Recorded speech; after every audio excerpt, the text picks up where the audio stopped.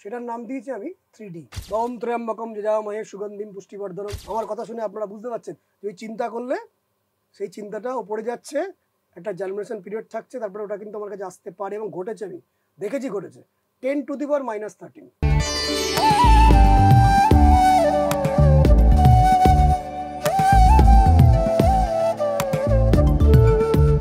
নমস্কার, আনন্দবাজার অনলাইনে আপনাকে স্বাগত জানাই। আপনি দেখছেন ড্রিম ডেস্টিনি। আমাদের সঙ্গে এই মুহূর্তে শ্রীমণি ভাস্কর। নমস্কার।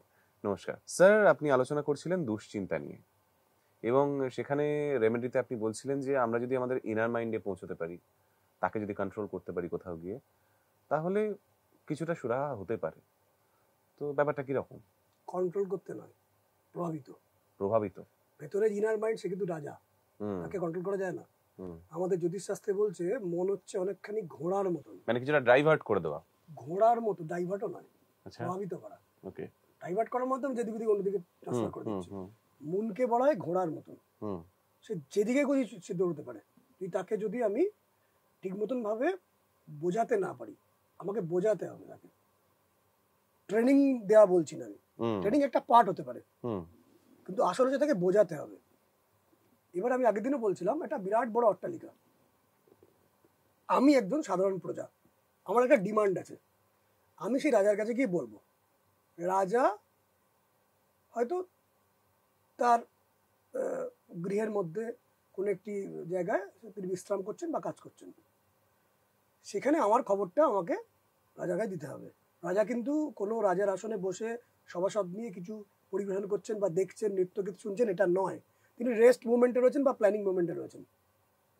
সেই রাজা আমাদের ভেতরে কিন্তু রয়েছে। এবার আমি একজন সাধারণ প্রজা, রাজার কাছে গিয়ে কিভাবে যাব? রাজাকে কাছে যেতে গেলে প্রথমেই তো আপনাকে যে যারা পাহারাদার থাকবে আটকে দেবে। কেন যাবে ভাই? তাহলে যখন আপনি আপনার মনের ইচ্ছা রাজার কাছে পৌঁছতে না পাচ্ছেন, ততক্ষণ অবধি কিন্তু আপনার প্রবলেমের সলভটা ও দেবে না। তাহলে রাজার কাছে আপনাকে দিতে হবে। এবার এই রাজার কাছে যাওয়ার জন্য যে পাহারাদার আছে, তাদেরকে কোনোভাবে কনভিন্স করতে হবে। আমি সেই যদি 5 জন পাহারাদার থাকে, সেই 5 জন পাহারাদারের নাম দিয়েছি 5C। এবং 5 জন পাহারাদারের সাথে দেখবেন আমরা ফ্লাইটে যখন যাই তখন আমাদেরকে চেকিং করে, হাত তোলো, পকেটে কি আছে দেখি, ওখানে কি আছে, বা স্ক্যানিং মেশিন দিয়ে চেক করি। সেটার নাম দিয়েছি আমি 3D। তাহলে 5C আর 3D। পাহারাদার হচ্ছে 5 জন 5C, আর 3D যারা স্ক্যানিং করবে। যেটা আছে তাহলে কিন্তু আমি রিজেক্ট করে দেবো, নিয়ে যেতে দেবো না। আপনার ভেতরে কাঁচি আছে, ব্লেড আছে, হবে না, রেখে যান, নিয়ে যেতে দেবো না। বা এমন এমন জিনিস থাকে যেগুলো আমরা আগে জেনে যাই, যেগুলো রাখা উচিত নয় ফ্লাইটে ওঠার জন্য। অতিরিক্ত পরিমাণে জলও নিয়ে যেতে দেন, তার কারণ ওয়েট ক্যারি করলে তাকে একটু পে ফর দ্যাট। তাহলে কিছু জিনিসকে ওরা রিজেক্ট করে, স্ক্যানিং করে, যেগুলো নিয়ে যাওয়া যাবে না, তাহলে কিন্তু এক্সট্রা চার্জ লাগবে বা ইত্যাদিতে ওখানকার যা রুলস আছে। ওই রাজার কাছে যাওয়ার জন্য সেই 5C এবং 3D আছে, 5টা C যেটা আমাদের জীবনের লাগে, প্রত্যেকের লাগে। একটা হচ্ছে কনসেপ্ট, 5C প্রথম, দ্বিতীয় হচ্ছে কম্প্রোমাইজ, তৃতীয় হচ্ছে কানেকশন, চতুর্থ হচ্ছে কমিটমেন্ট, এবং পঞ্চম হচ্ছে কার্সি। এইগুলো যখন থাকবে, এইগুলোকে যদি সন্তুষ্ট করতে পারেন, তাহলে প্রথম এন্ট্রি এলো। ফার্স্ট কনসেপ্ট, কি কনসেপ্ট আপনি যাবেন? 5C আপনি সি বলছেন, সি ফর ইজ অ্যাকচুয়ালি বলতে গেলে চৌকিদার। হ্যাঁ, ঠিক ঠিক, একদম কারেক্ট। তো সি মানে ফার্স্ট হচ্ছে কনসেপ্ট। কনসেপ্ট দেবে কিন্তু জুপিটার প্ল্যানেট ভালো না থাকলে আপনি কনসেপ্ট ঠিক মতন পাহাড়দারকে বোঝাতে পারবেন না, বোঝাতে না পারলে আপনি ছাড় পাবেন না।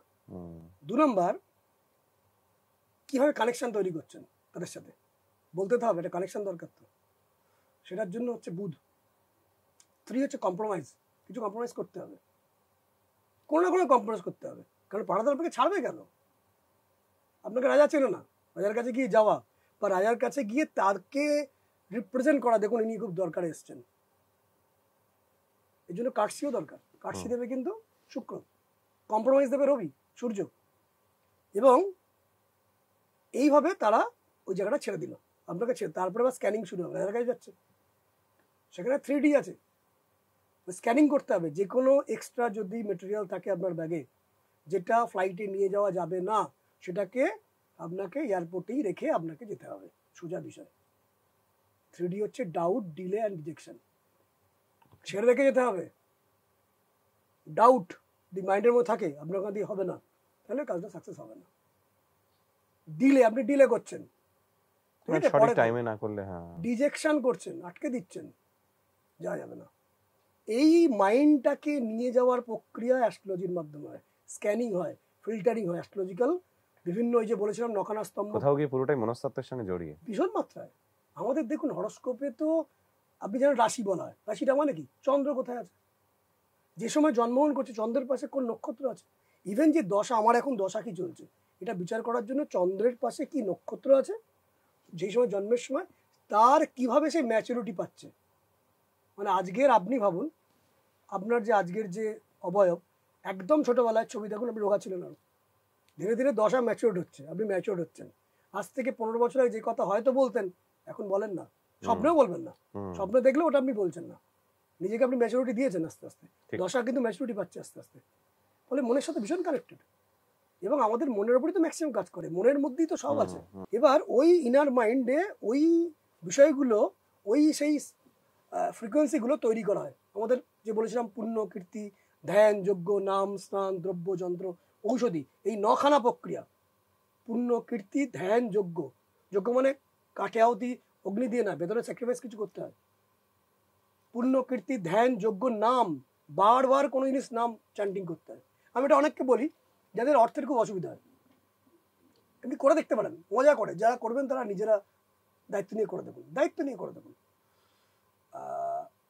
সেভিংস করতে পারছেন না, নিজে দায়িত্ব নিয়ে করবেন, বারবার বলছি এটা আমার দায়িত্ব না, করে দেখুন। অনেককে বলেছি সাকসেস কিছু পেয়েছে, জাস্ট এতে কোনো পয়সা খরচাও নেই, আমাদের মাইন্ডকে বোঝানোর জন্য। ধরুন আমার টাকা সেভিংস দরকার, আমার একটু টাকা হঠাৎ করে দরকার কিছু, এবং টাকা রোজগার করার সুযোগও আছে, সুযোগ না থাকলে করতে আসবে। আপনি যদি বলেন bucket and luxury, bucket and luxury, bucket and luxury, বারবার মনের মধ্যে চ্যান্টিং করেন, বাকেট অ্যান্ড লাক্সারি, বারবার বারবার বারবার বারবার চ্যান্টিং করতে করতে করতে করতে, মন্ত্র মানে খালি ওং ভূর্ভুবস্বং তস্যবিতুর্বরেণ্যং ভর্গদেবস্য ধীমহি ধিয়ো ইয়ো ন প্রচোদয়াৎ, এটা যেমন আছে, এটা অনেক হায়ার লেভেলে, মানে হায়ার কোনো বসকে স্যাটিসফাই করার জন্য। বা ওম ত্র্যম্বকম যজামহে সুগন্ধিম পুষ্টিবর্ধনম ইত্যাদি যে মন্ত্রগুলো, বা ওং হ্রাং হ্রিং হ্রং সূর্যায় নমঃ, এটা অনেক হায়ার লেভেলে। শুরুটা জাস্ট যদি আপনার ওটাও না পারেন, অ্যাকুমুলেটিং মানির জন্য বারবার luxury luxury luxury luxury luxury, feel feel feel feel, repeated feel feel, এবং পারলে জলের সামনে, জলের মধ্যে luxury luxury luxury luxury luxury. যদি ওটা আপনি করে জলটা খেয়ে নেন, মাসারু ইমোটো নামের একজন বিজ্ঞানী ছিলেন, গুগল করলে পাবেন, জলের সামনে গিয়ে যখন সে চ্যান্টিং কিছু করছে, তার অন্যরকম বন্ডগুলো তৈরি হয়ে যাচ্ছে, গুগল করলে দেখতে পাবেন। যখন সেই জলের সামনে হিটলার বলছে, তার বন্ড অন্যরকম তৈরি হচ্ছে, কালো খয়েরি ধরনের বন্ড তৈরি হচ্ছে। যখন মাদার টেরেসা বলছে, সুন্দর একটা ফুলের মতন বন্ড তৈরি হচ্ছে, গুগল করলেই পাবেন, গুগলে আছে এটা। এবং জলের সামনে বললে জল, সেই জলটা যদি আপনি পান করেন একটা রিলিফ আসবে। খুব টেনশন হচ্ছে, মারাত্মক টেনশন, কী হবে কিছুতেই বুঝতে পারছেন না, মাথা ভীষণ ডিস্টার্ব হচ্ছে, যদি আপনি মনে মনে বলেন ভীষণ disturb, delete delete delete delete delete, repeated delete delete delete delete delete, brain থেকে ডিলিট হবে, কিছু কিন্তু হবে, পুরোটা না হলেও হবে। আরও বড় নেগেটিভ আসছে কিছু, মাথায় চিন্তাটা নেগেটিভ আসছে, আমার কথা শুনে আপনারা বুঝতে পারছেন যে ওই চিন্তা করলে সেই চিন্তাটা ওপরে যাচ্ছে, একটা জার্মিনেশন পিরিয়ড থাকছে, তারপরে ওটা কিন্তু আমার কাছে আসতে পারে, এবং ঘটেছে, আমি দেখেছি ঘটেছে। 10⁻⁻13, মনে মনে রিপিট করুন, 10⁻⁻13, নিজের ইচ্ছায় মজা করে করুন, আমার দায়িত্ব না, যদি মনে হয় করুন, এতে কোনো পয়সা খরচা তো নেই, মাইন্ডকে ট্রেন করুন। 10⁻⁻13 বারবার বলা, 10⁻⁻13 বারবার বলা, অনেক বড় দুশ্চিন্তা একটু রিলিফ আসতে পারে, সম্ভাবনা আছে, করে দেখুন। এগুলো আমারই তৈরি করা, কেউ আমায় শেখায়নি, এগুলো নিজে বুঝেছি আমি যে কিভাবে হচ্ছে। এইটা করতে করতে কিন্তু ধীরে ধীরে আপনার ওই ডাউট, ডিলে, রিজেকশন কাটতে আরম্ভ করবে। ওই যে ভারী হয়ে যাচ্ছে বলে, বা সিজারের জন্য, বা যে লঙ্কার গুঁড়ো আপনাকে ওপরে নিয়ে উঠতে দেবে না, ওটা রেখে দিতে হচ্ছে, সত্যি ডাউট, ডিলে, রিজেকশন 10% হলেও রিলিফ পেতে পারেন। ওই লাক্সারি লাক্সারি লাক্সারি, বা বাকেট বাকেট বাকেট, বা ডিলিট ডিলিট ডিলিট বারবার বলা, বা 10⁻13 বারবার নিজের মনকে বলা। ওই যেমন বলেছিলাম আগের দিন, আই এম সরি, নিজের মনকে বলা, I love you, please forgive me, thank you, বারবার বলা। বললে সে ইনার মাইন্ডে কিন্তু প্রবেশ করতে পারে। তখন রাজার কাছে গিয়ে বললে রাজা কিন্তু শুনতে পারেন। 70% চান্স হয়ে গেল শুনতে পারেন। আর এটাই তো লাখ তৈরি করা, এটাই তো লাখ। এবং এই লাখের জন্যই দেখেছি যে 50% রিজন 50% লাখ। এই যার ভেতরের মাইন্ড যত ভালো, যত সুদিং, সে তত সুন্দরভাবে এগোতে পারছে। দেখুন, বিজনেস ব্যাপারটা দুশ্চিন্তার মধ্যে অনেকগুলোর মধ্যে একটা স্তর। এবার সেই বড় স্তর একটা। বিজনেস ব্যাপারটার জন্য আমার 3টে পার্ট আছে। আচ্ছা। একটা হচ্ছে লেবার পার্ট, দ্বিতীয় হচ্ছে মেন্টাল পার্ট, তৃতীয় হচ্ছে স্পিরিচুয়াল পার্ট। আচ্ছা। Business is highly spiritual concept. Yes, বলছি কেন কি পরে বলবো আমি কেন স্পিরিচুয়াল পার্ট। এটা business and profession is a very highly spiritual part. প্রথম যে কোনো বিজনেসকে বড় করতে গেলে অনেকগুলো বিষয়কে খেয়াল রাখতে হবে, মেনলি 7খানা বিষয়কে খেয়াল রাখতে হবে। প্রথম হচ্ছে প্রোডাক্ট, কি প্রোডাক্ট। দ্বিতীয় হচ্ছে প্রাইস, তার প্রাইস কি রাখবেন, প্রোডাক্টটা কি হবে। তৃতীয় হচ্ছে প্লেসমেন্ট, কোথায় ওটা প্লেস করবেন, কিভাবে প্লেস করবেন। চতুর্থ হচ্ছে promotion, product, price, placement, promotion, protection. Business করলে ঝড় আসবে, ঝড়কে সরাতে হবে, অভিমানকে উড়িয়ে দিতে হবে। বিজনেস অভিমান থাকলে চলবে না, তাহলে কি এটা স্পিরিচুয়াল প্রসেস নয়। এমন স্ট্যামিনা রাখতে হবে, স্ট্রেংথ রাখতে হবে যে ডিসলাইককে আমি ইগনোরই করব। মানে একদম যেভাবে গামছা বা টাওয়েলকে ধরে জলটাকে নিগড়ে বার করে দেওয়া হয়, ডিসলাইক কোনো কিছু এফেক্ট পড়ে না। এই যে এফেক্ট পড়ছে না, অভিমান নেই, কষ্ট নেই, দুঃখ নেই, যন্ত্রণা নেই, রাখছি না, এটা কি স্পিরিচুয়াল প্রসেস নয়। তেজক্ষমা ধৃতি শৌচ মধ্য নাতি মানিতা ভবন্তি সম্পদম দৈবী হবি জাতস্য ভারত, গীতায় বলছে না কৃষ্ণ। এই ভেতরের যে আমার কষ্টগুলো আমি ফিলই করছি না। আমি শীতেও যেমন, গরমেও তেমন। আমাকে আতিথ্যতা করলেও যে জায়গায়, আমাকে সম্মান দিলেও যে জায়গায়, আমাকে নিচে নামিয়ে আনলো সেই জায়গাতেই আছি। আমি কোনো চেঞ্জ হচ্ছি না, তো তাহলে আমার কে প্রবলেম আনবে। আমি তো আমার প্রকৃত কাজটা করতে পারছি। এবং সায়েন্টিফিক্যালি বলতেও ভাবুন, ধরে রাখুন কোনো একটা বাইরের ইনফ্লুয়েন্স, কিছু একটা ঘটনা, দুর্ঘটনা, সুঘটনা কিছু আমাকে যদি ইনফ্লুয়েন্স করে, আমি কাজটাই তো ভালো করে করতে পারবো না। ঠিক। আমি তো নির্মল জলের মতন, আমার সরোবরে কোনো তরঙ্গ নেই। ওকে। সরোবরের মধ্যে আন্ডার কারেন্ট কিচ্ছু নেই। আন্ডার কারেন্ট হলেই তো বিপদ, তখনই তো দুর্ঘটনা। সমুদ্রের দুর্ঘটনা ঘটে কেন? আন্ডার কারেন্ট থাকে। সরোবর তো, এবং সেই সরোবর with full of energy, cosmic energy. এবং সেখানে কিন্তু এই যে বলছিলাম product, price, placement, promotion, protection, very much important. Protection, যে কোনো বিজনেস করতে গেলে ট্যাক্সের প্রবলেম আসতে পারে, মানুষ কিছু উল্টো বলতে পারে, বদনাম করতে পারে, যে বদনামের কারণটাই নেই। বিখ্যাত মধ্য কলকাতার একজন শাড়ি ব্যবসায়ী আমার কাছে এসেছিলেন।